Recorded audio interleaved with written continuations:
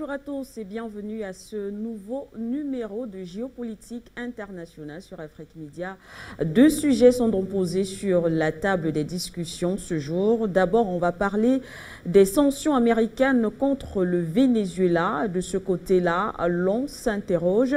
Également, il y a des sorties des officiels imposer donc des sanctions unilatérales contre le Venezuela et d'autres pays constituent un crime contre l'humanité sur lequel le procureur général du tribunal pénal international devrait enquêter. C'est une déclaration du ministre vénézuélien des Affaires étrangères, George Ariza.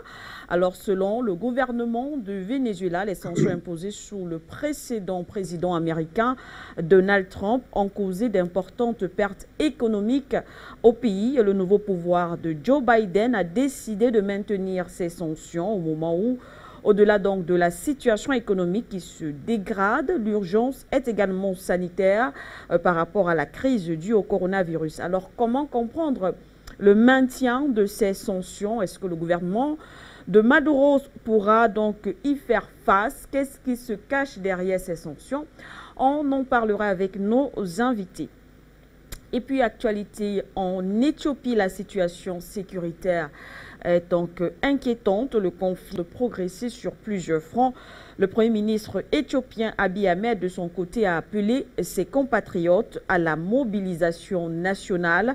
Objectif, soutenir les forces de défense du pays afin de remporter la bataille qui les oppose aux rebelles. Et dans le même temps, il faut le noter, plusieurs manifestations sont organisées dans le pays afin de soutenir le gouvernement en place et dénoncer une ingérence étrangère des pays occidentaux et étrangers impliqués dans les affaires internes de l'Éthiopie. Quels sont les dessous de la guerre dans le Tigré? Ce sera la deuxième problématique de votre numéro de géopolitique internationale.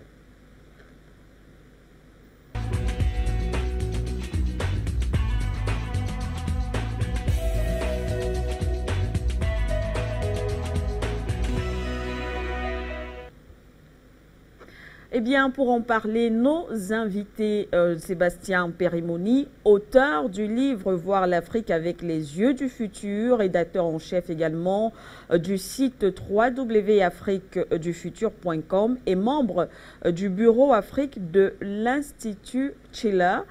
Bonjour à vous, Sébastien Périmoni, et merci d'être là aujourd'hui. Bonjour à tous et bonjour à tous les auditeurs d'Afrique Média, tous ceux qui nous écoutent. Michael Garmondi-Agorov, analyste à l'agence Observateur Continental. Bonjour monsieur et bienvenue. Bonjour madame, merci beaucoup pour l'invitation et je salue également tous les téléspectateurs de la grande télévision panafricaine qu'est Afrique Média. Alors, Michael Garmondi, justement, on va commencer par vous. On le rappelle et on le sait déjà pour nos téléspectateurs.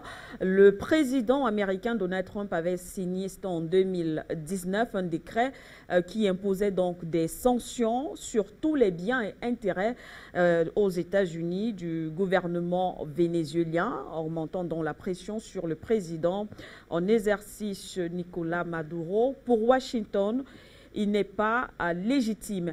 Alors, Michael Garmondi, quelle est l'analyse que vous faites à la suite de ces sanctions américaines contre le Venezuela, sanctions qui, on le rappelle, restent justement qui continuent à peser sur le Venezuela, alors que du côté des États-Unis, on est passé à un autre pouvoir. C'est Joe Biden qui est maintenant à la tête du pays.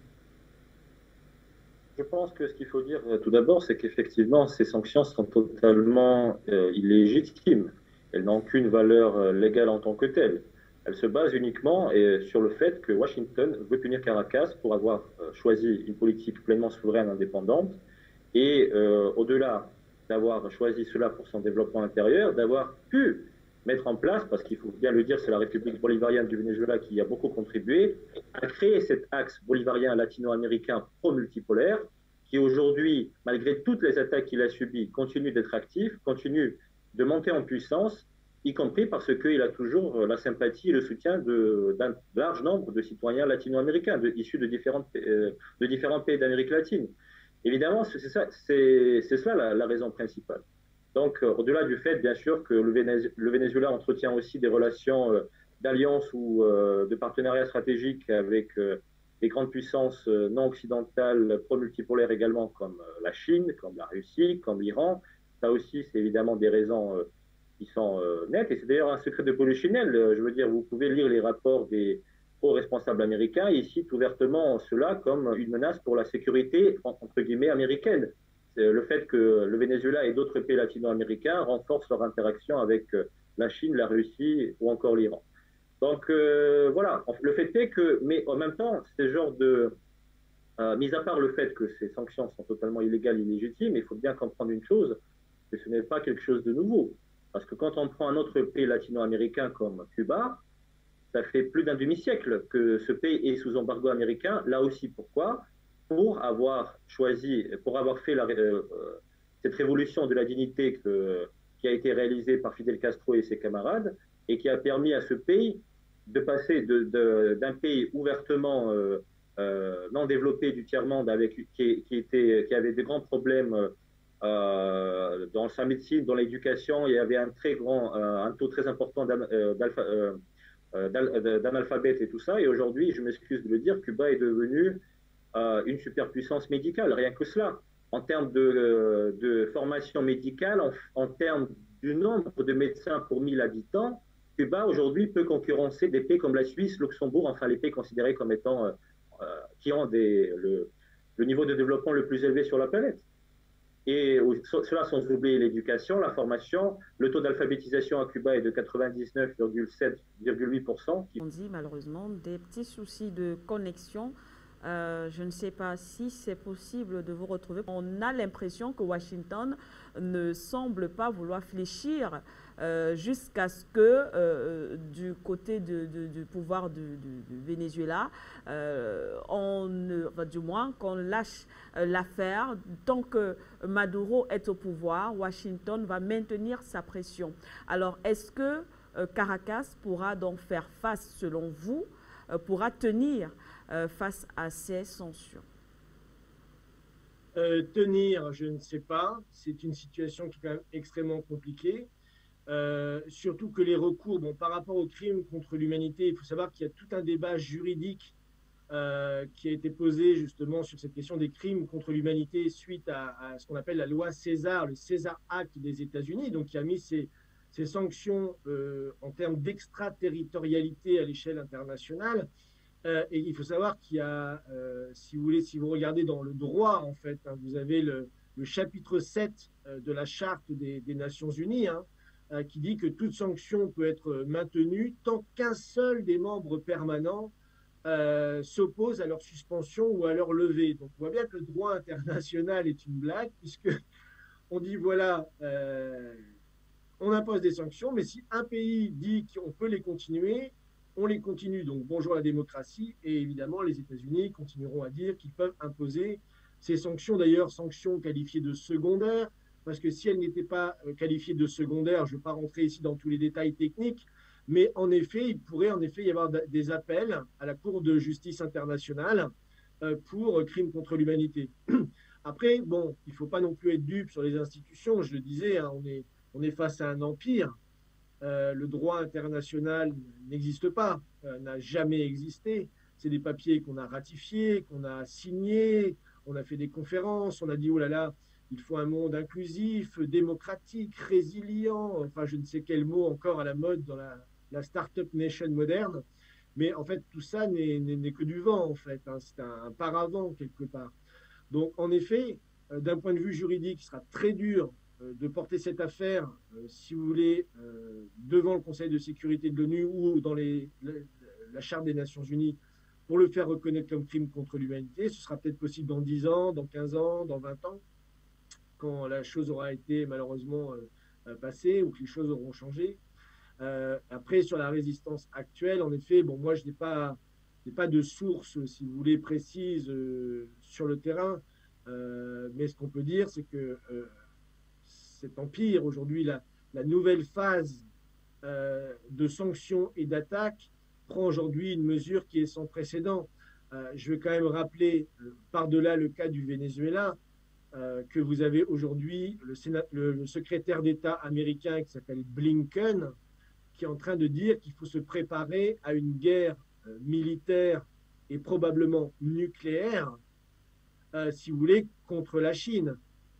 Début août, au sommet de l'ASEAN, les pays du sud-est asiatique, il a été dans plusieurs conférences, même face au ministre des Affaires étrangères chinoise Wang Yi, où il a dit qu'aujourd'hui le monde devait se préparer parce qu'il était très inquiet de la puissance soi-disant nucléaire de la Chine qui était en train de se développer. Bon, il n'a pas précisé que la puissance nucléaire américaine est 20 fois supérieure. Mais si vous voulez, on a tout ce qu'on appelle ce narratif aujourd'hui qui est extrêmement dangereux, où on prépare les esprits à, si vous voulez, une guerre mondiale contre la Chine.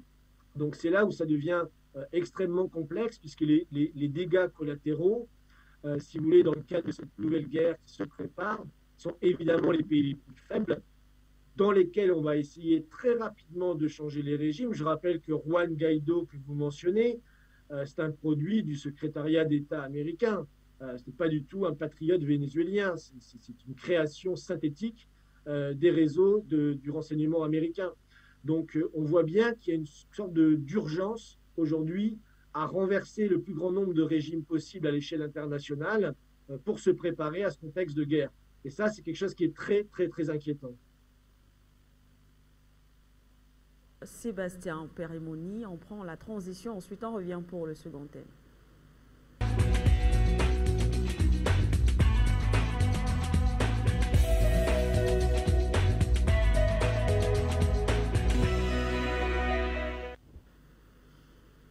On va donc direction donc l'Afrique, on s'intéresse au conflit dans le Tigré. Direction, c'est bien évidemment l'Éthiopie qui nous intéresse cette fois-ci, cette guerre qui a commencé depuis un bon bout maintenant et qui semble prendre de plus en plus d'ampleur. Les dessous de la guerre dans le Tigré, on en parle tout de suite avec nos invités. Je poursuis avec vous. Je pense que vous êtes revenu, Michael Garmondi. Alors, le Tigré, pourquoi le Tigré? Qu'est-ce que le Tigré représente pour l'Éthiopie? C'est une province éthiopienne qui a toute son importance, d'autant plus que c'est quand même la région qui se trouve à la frontière avec l'Érythrée, qui, il faut le rappeler aussi, il fut un temps où l'Érythrée faisait partie de l'État éthiopien, bon après, jusqu'à qu'il y ait eu la guerre entre ces deux pays et que l'Érythrée se sépare et quitte l'État éthiopien. Donc, c'est un État qui fait partie intégrante de la République éthiopienne. Enfin, cette région, cette province fait partie intégrante de la République éthiopienne. Et évidemment, comme tout territoire qui fait partie intégrante d'un pays souverain, évidemment, il est normal que le gouvernement ne puisse pas fermer les yeux sur les défis sécuritaires qui existent. Je pense en ce sens que l'Éthiopie n'est pas une exception à la règle. Aujourd'hui, dans nombre d'États du monde, y compris dans plusieurs pays africains, on assiste à des groupes terroristes, des rébellions, des bandits de grand chemin qui déstabilisent le travail des autorités et qui créent des problèmes très sérieux pour la population locale. On l'a vu d'ailleurs, ne serait-ce qu'on en a discuté d'ailleurs plusieurs fois, y compris avec vous, en ce qui concerne la République centrafricaine. À quel point des groupes armés illégaux quels problèmes et quels défis ils peuvent créer, non seulement pour le travail des autorités, du gouvernement, mais aussi et surtout pour la population civile. Donc il est évident qu'aujourd'hui, cette situation auquel on assiste dans la province de Tigré, en Éthiopie, évidemment, aujourd'hui, c'est un dossier très chaud et très important pour le gouvernement éthiopien. Et c'est pour ça qu'aujourd'hui, il est tout à fait évident que le leadership de l'Éthiopie ne compte pas reculer et compte reprendre contrôle d'une province qui fait partie intégrante de cet État. Et tout affrontement, c'est jamais quelque chose de positif parce que ça apporte des souffrances pour les populations, personne ne dit le contraire.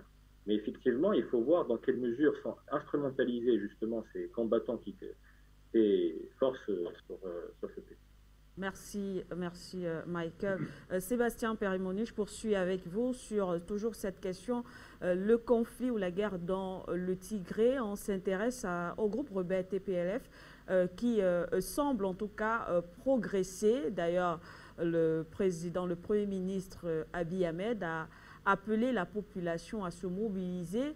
Avant peut-être de revenir sur l'analyse de cet appel, concernant cet appel, intéressons-nous à ce groupe rebelle qui semble quand même être très bien. Les rebelles sont également soutenus sur le plan matériel par des puissances étrangères.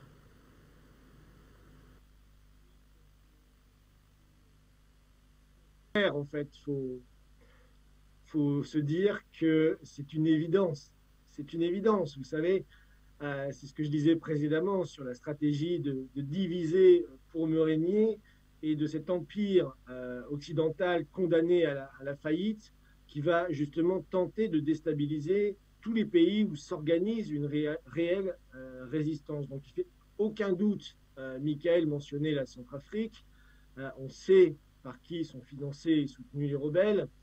On sait qui sont derrière les soi-disant révolutions de couleur, c'est-à-dire la manipulation de minorités. On parle de ethno-nationalisme. On va développer l'ethno-nationalisme, c'est-à-dire prendre des minorités ici ou là, considérer qu'elles sont maltraitées et faire ce qu'on appelle des interventions humanitaires qui se transforment très rapidement en des interventions militaires. Donc on l'a vu en Libye, on l'a vu en Syrie, on l'a vu partout. Donc évidemment que le cas de l'Éthiopie et l'utilisation de la région du soi-disant autonomiste du Tigré fait partie de cette stratégie globale. On le voit d'ailleurs dans les déclarations américaines. On le voit aussi dans la tentative de diviser l'Égypte, le Soudan et l'Éthiopie, qui grâce d'ailleurs au président éthiopien qui avait fait un travail énorme de réconciliation pour partager les eaux du Nil quand le grand barrage, le fameux grand barrage de la Renaissance, est mis en activité.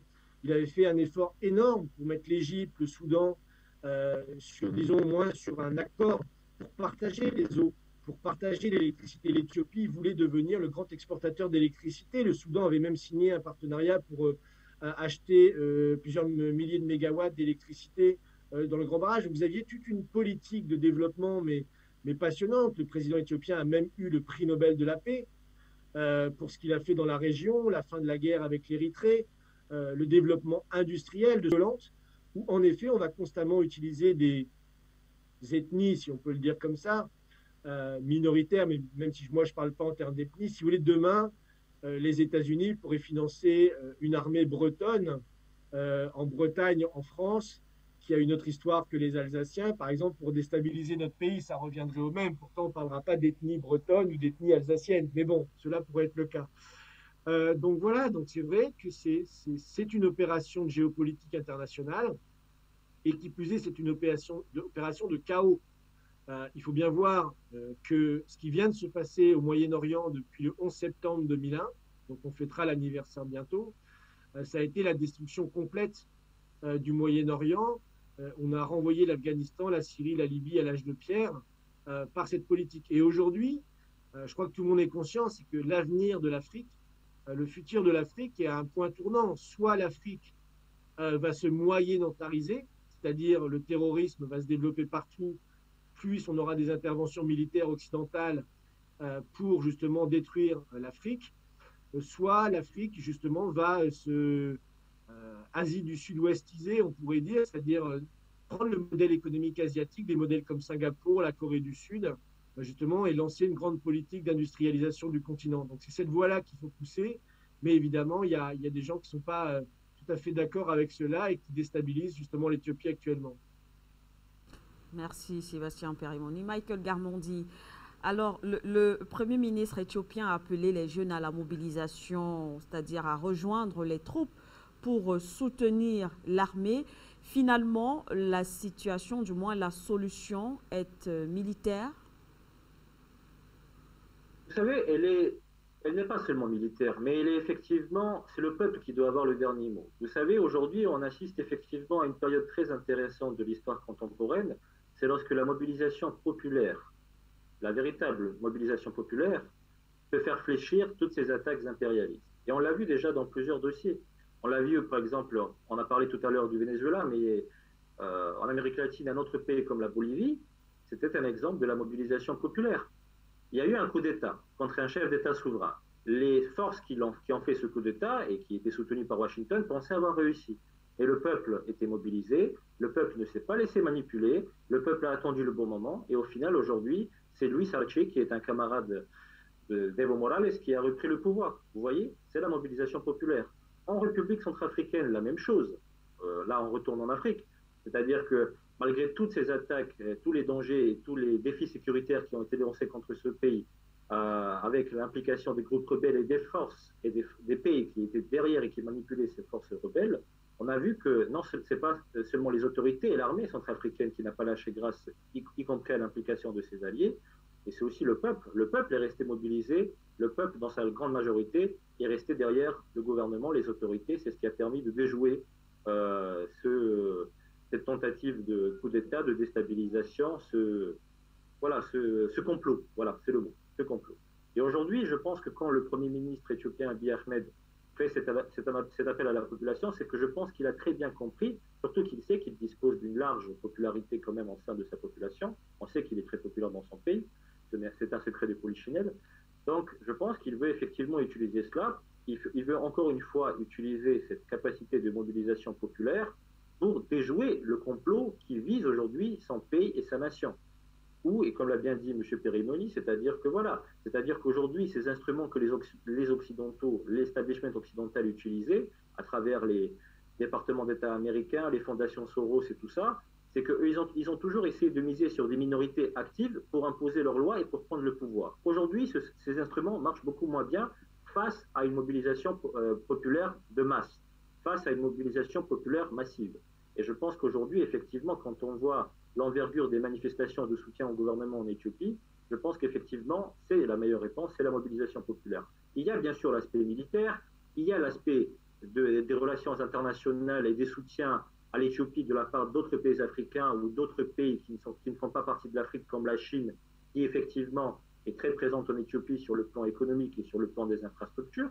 D'ailleurs, l'Éthiopie aussi, et c'est d'ailleurs l'une aussi des raisons supplémentaires, comme l'a bien dit M. Perimoni, et qu'il y a eu un développement industriel sans précédent dans lequel la Chine a grandement contribué, il faut bien le dire. J'ai été en Éthiopie en 2014, et encore, c'était il y a déjà beaucoup de temps, mais je veux dire, déjà en 2014, on voyait les résultats sur le terrain.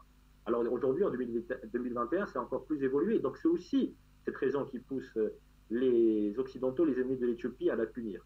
Donc au-delà de tout ça, au-delà des alliances qui existent entre, par exemple, l'Éthiopie et la Chine, maintenant aussi, il y a un renouveau de l'alliance sécuritaire militaire entre l'Éthiopie et la Russie, puisqu'il y a eu une signature d'un accord tout récemment, on en avait parlé sur Afrique Média. Au-delà de tous ces aspects, pour moi, le point clé, ça reste la mobilisation populaire, qui est probablement l'un des instruments, sinon l'instrument le plus efficace, face à toute tentative extérieure de déstabilisation et de complot et d'attaque et d'agression.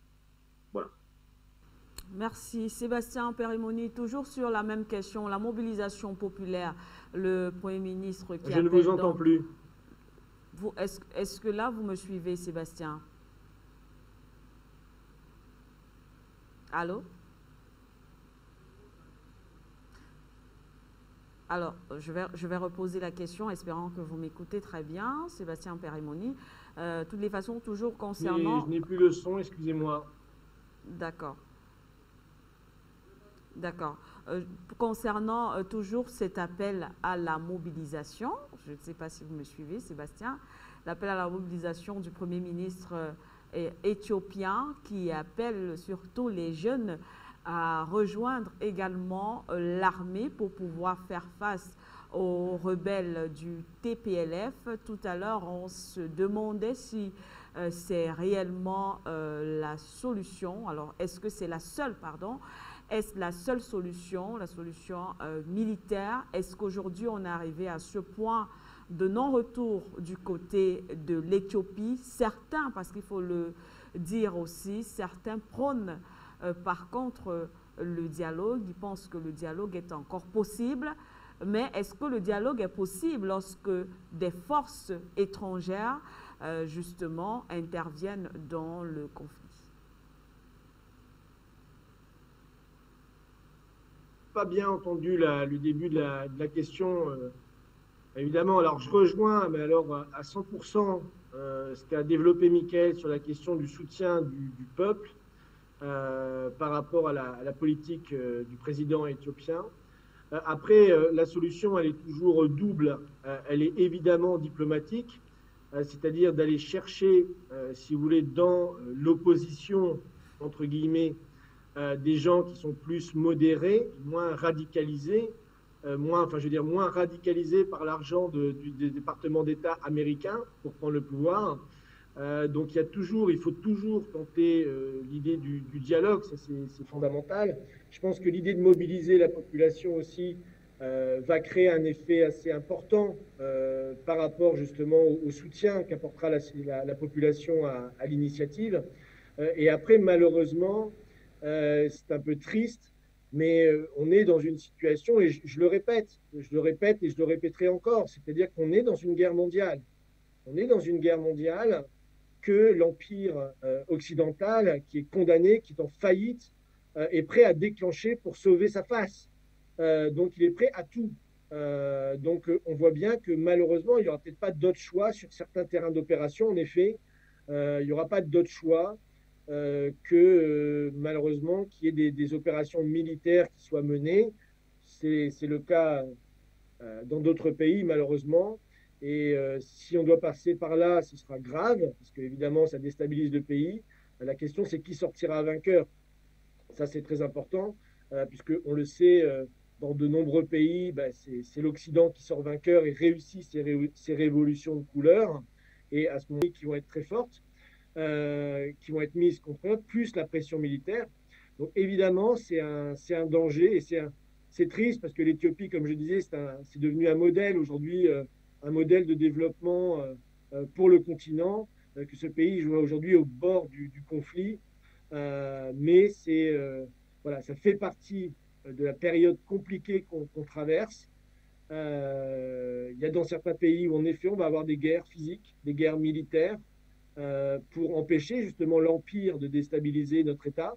Ça peut être très violent, mais parfois on n'a pas le choix. Et si c'est le choix du peuple éthiopien, il faudra aller jusqu'au bout.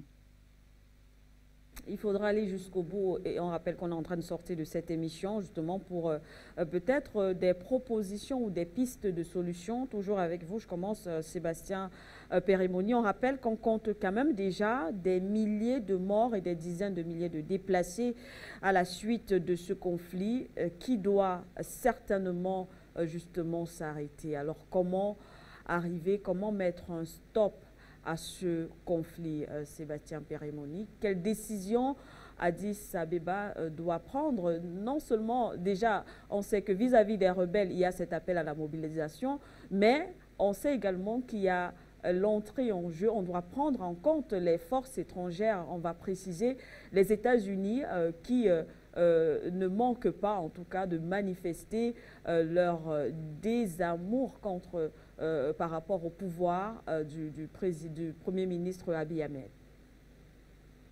Vous savez, je ne sais plus si vous en avez parlé sur Afrique Média, mais il y a un rapport très très important qui est sorti en juillet 2021, justement, qui a été publié par le RIAC, donc le ministère des Affaires étrangères de Russie, et la Grande Université de Pékin sur la collaboration Russie-Chine en Afrique, où en effet la Chine plus dans le domaine des infrastructures, on l'a vu à Addis Abeba, Djibouti, on l'a vu dans d'autres développements de zones industrielles, et la Russie plus dans le domaine sécuritaire.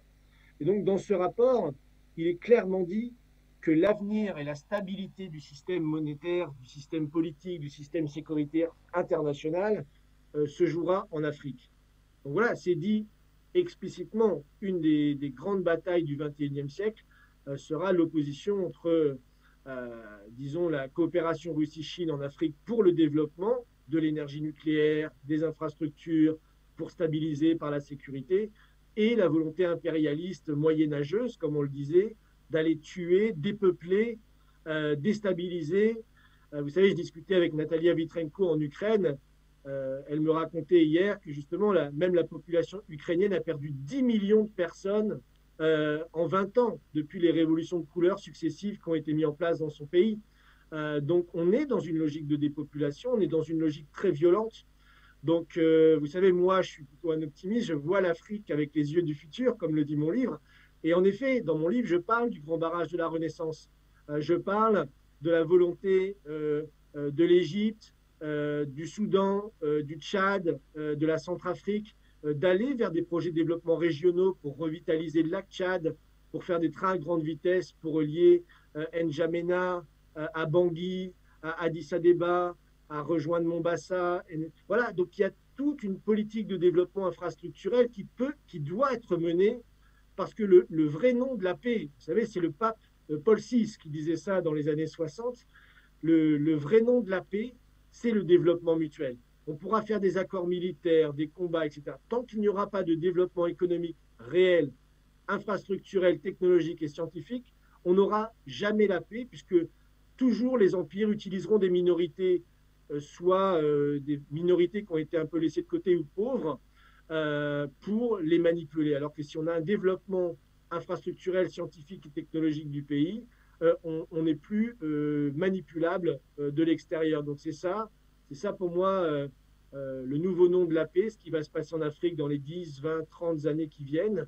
Je pense que demain, l'Afrique sera au niveau de la Chine, mais il faut, disons, lutter contre les derniers soubresauts de cet empire décadent, impérialiste et féodal que représente le département d'État américain, les États-Unis, l'Union européenne et la Grande-Bretagne. Voilà un petit peu mon mot pour conclure de lancer cette politique de grands projets de développement scientifique et technologique. Voilà la clé de la clé de la réussite pour le continent africain. Merci Sébastien Pérémoni. Michael Garmondi, pour vous, comment faire face à ces attaques, on va dire, des groupes rebelles du côté de l'Éthiopie, mais aussi la pression internationale? Vous savez, moi, je suis d'accord avec M. Pérémoni. Moi aussi, je suis très optimiste pour le continent africain. Malgré les défis très sérieux qui existent, je suis optimiste pour l'avenir du continent africain. Parce qu'on voit très bien qu'aujourd'hui, l'éveil de conscience qui est observé sur le continent africain, il est d'un niveau sans précédent. On voit bien qu'aujourd'hui, et je pense très franchement de par mes observations, que l'analyse géopolitique des populations africaines est même plus en avance qu'à beaucoup d'autres endroits du monde. Très franchement, c'est mon avis personnel, mais je l'assume pleinement.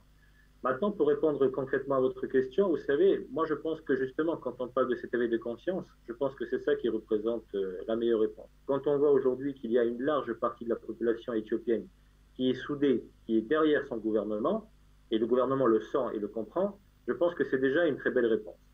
Quant au fait que l'establishment occidental va chercher à punir l'Éthiopie, cela ne fait pas l'ombre d'un doute. Aujourd'hui, on le voit.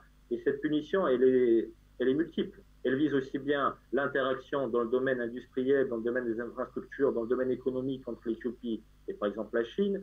Ça concerne le volet sécuritaire entre l'Éthiopie et la Russie. Ça concerne aussi tout simplement parce que l'Éthiopie a fait le choix de cette politique souveraine et indépendante en visant à donner un développement pour son peuple. Donc il est clair et net qu'aujourd'hui l'Éthiopie, justement, en paie les frais avec ces attaques. Et je peux vous dire même plus, et ça rejoint la première partie de l'émission d'aujourd'hui, c'est que face à la résistance qui se crée, il faut être prêt, et je vous le dis très franchement, il faut être prêt à ce que l'establishment occidental cherche à punir le peuple éthiopien. Comme il est en train de punir le peuple syrien pour sa résistance, le peuple bolivien, le peuple vénézuélien, on l'a vu également en Centrafrique, donc il ne faut pas exclure le fait que, vu que le peuple reste soudé face au gouvernement éthiopien dans ces attaques qui visent leur pays, il ne faut pas exclure qu'il y aura effectivement des sanctions, des pressions qui vont viser plus particulièrement la population éthiopienne. Il faut être prêt à ça. Mais encore une fois, pour moi, la meilleure réponse, c'est d'une part une capacité de résistance populaire massive qui doit être mise en avant, et c'est en train d'être le cas. C'est aussi une interaction militaire à succès avec des partenaires honnêtes qui vous respectent et qui sont prêts à vous assister pour justement pour faire en sorte que la sécurité et la stabilité soient retrouvées. C'est des partenaires économiques qui tiennent compte de vos intérêts, qui respectent votre souveraineté et qui assistent réellement, qui font en sorte que votre pays puisse se développer et atteindre un niveau de développement digne de ce nom, même si bien sûr à la base il faut que cela se fasse sur le plan intérieur et sur le plan souverain de l'Éthiopie. Je pense que c'est ce qui est en train de se faire. Et en ce qui concerne la communauté dite internationale, encore une fois, il faut rappeler une chose très importante. L'Occident, l'establishment occidental n'est pas la communauté internationale. Il faut bien commencer à comprendre cela. l'Occident en tant que tel représente une minorité planétaire. Mais ce n'est même pas cela. Parce que l'establishment occidental en lui-même n'a pas le soutien d'une grande partie de la population des pays occidentaux, ça aussi, il faut le mentionner. Et donc, il n'a aucune légitimité, aucun droit à parler au nom de la communauté internationale. Et dans ces attaques, sur le plan politico-diplomatique, aujourd'hui, il y a aussi une capacité de riposte, ne serait-ce que de l'axe sino-russe au niveau du Conseil de sécurité de l'ONU. D'ailleurs, il y a quelques mois, il y a eu une première tentative de punir l'Éthiopie pour son opération sécuritaire dans la province du Tigré de la part du trio occidental de l'ONU. Ça a été... Merci à vous, Michael Garmondi-Egorov. On rappelle que vous êtes analyste à l'agence Observateur Continental. Merci d'avoir été avec nous pour cette édition. Merci aussi à vous, Sébastien Périmoni, auteur du livre Voir l'Afrique avec les yeux de futur, rédacteur en chef du site www.afriquedufutur.com et membre du bureau Afrique de l'Institut Schiller. Merci beaucoup, Sébastien Périmoni. Merci également à vous, chers téléspectateurs, de nous avoir suivis. C'est la fin de cet autre numéro de Géopolitique internationale sur Afrique Média. À très bientôt.